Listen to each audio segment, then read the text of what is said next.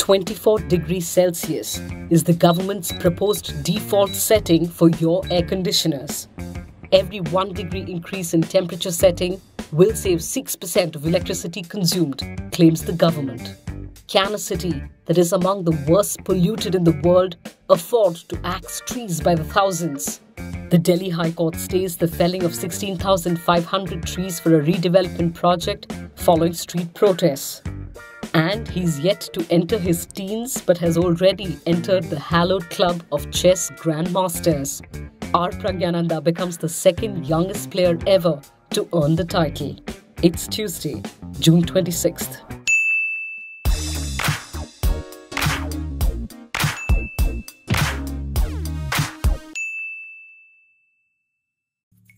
How often have you reached for a jacket or a shawl in your office when it's blazing hot outside, thanks to the air conditioning set to a very low temperature? I would guess fairly often. Well, the Power Ministry, in a move to promote energy efficiency, has issued guidelines that the default setting in air conditioning should be 24 degrees Celsius.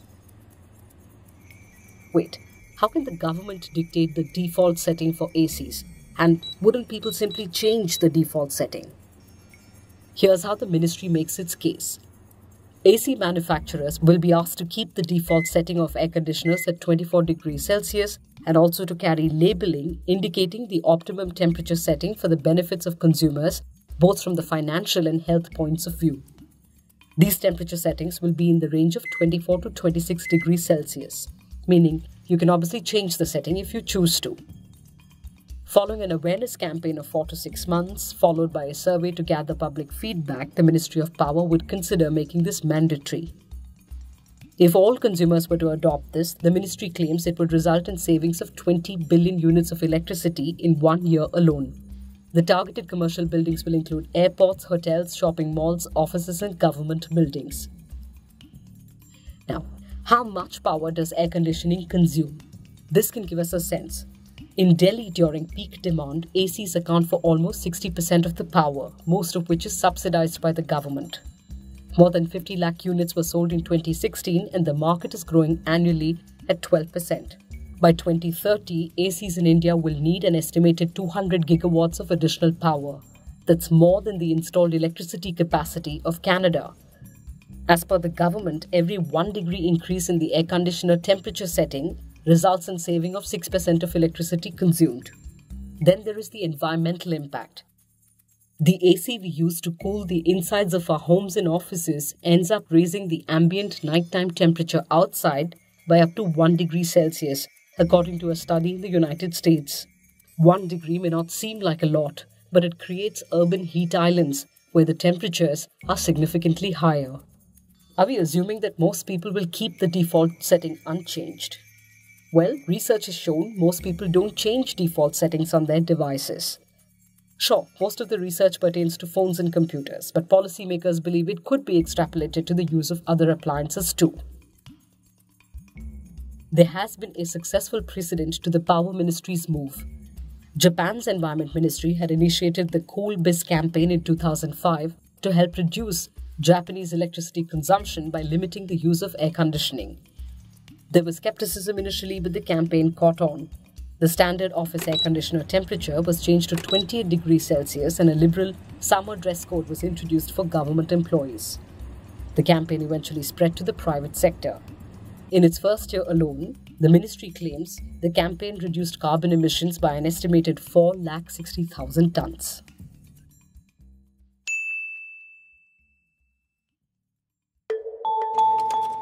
Can Delhi afford the cutting of trees for the development of roads and buildings? Is a question the Delhi High Court asked as it stayed the controversial project of the National Buildings Construction Corporation till the 4th of July.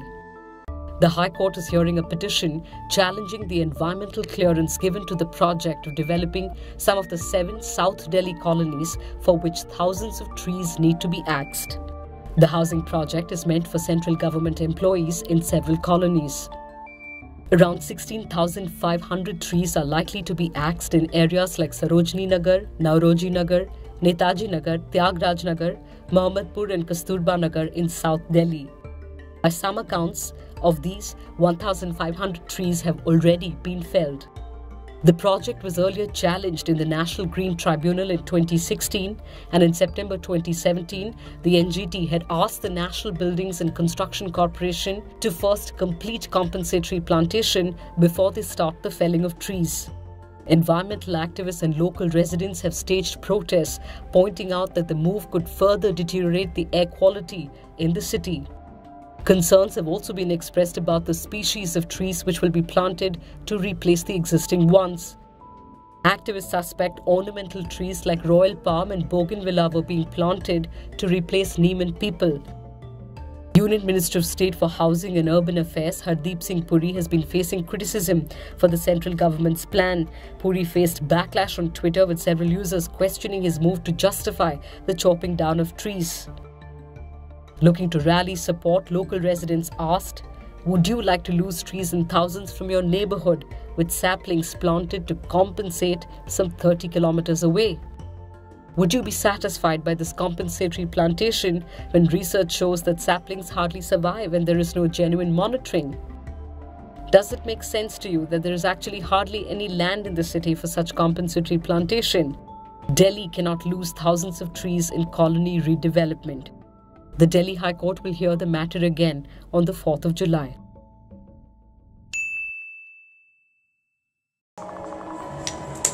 He is not yet a teenager, but he is already a grandmaster in chess. At 12 years and 10 months, the shy, unassuming R. Pragyananda from Chennai is now the second youngest grandmaster of all time and the youngest Indian to earn that title. There is only one man in the history of the game to have done it quicker than him.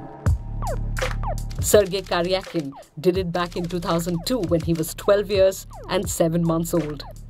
For some context, Magnus Carlsen became a grandmaster when he was 13 years and 4 months old. Vishwanathan Anand, India's first grandmaster, was 18 when he earned his third GM norm. So, how does one become a grandmaster? The Grandmaster title is awarded by the World Chess Federation, FIDE, to a player who earns 3 GM norms and achieves an ELO rating of 2,500. The ELO rating system is a method for calculating the relative skill levels of players in two-player games like chess. How to achieve a GM norm? A GM norm can be achieved in FIDE tournaments that adhere to strict criteria, like having minimum of 9 rounds and not more than 12 hours playing time in a day, and has at least 20 rated players, 10 title holders, and grandmasters from 3 different countries participating in the tournament. To achieve a GM norm, a player has to achieve a tournament performance rating or TPR of at least 2,600 against opponents with an average rating of 2,380 and above. The player has to face at least 1/3 or a minimum of 3 grandmasters in the tournament. A player can win a direct GM title if he or she wins the World Junior Championship. 12-year-old Pragyananda has been there and done that. When asked who his inspiration was, he said, Anand sir da. Kandipa. Well, Anand would no doubt be delighted. He had pegged Pragyananda as one of the young talents to look out for when we spoke to him earlier this year. We leave you with an interesting anecdote that Anand shared with us of an experience he had just after he became Grandmaster. This was about a year and a half after becoming a Grandmaster. Traveling in a train and so there was this man, he just started talking to me and said, what do you do? He took a deep breath and said, I'm a chess player. Then he says, okay, but what do you do? So I said, no, I'm a chess player, I play chess, yeah. And then he said, young man, I would, let me give you a little advice. Sports career is very risky. My advice to you is not to make a living from chess. I mean, if you were Vishwanathan Anand, you could do it, but it seems unduly risky in your case, something like this. So I just said, oh, okay. And we left it at that. It was just one of the greatest encounters of my life.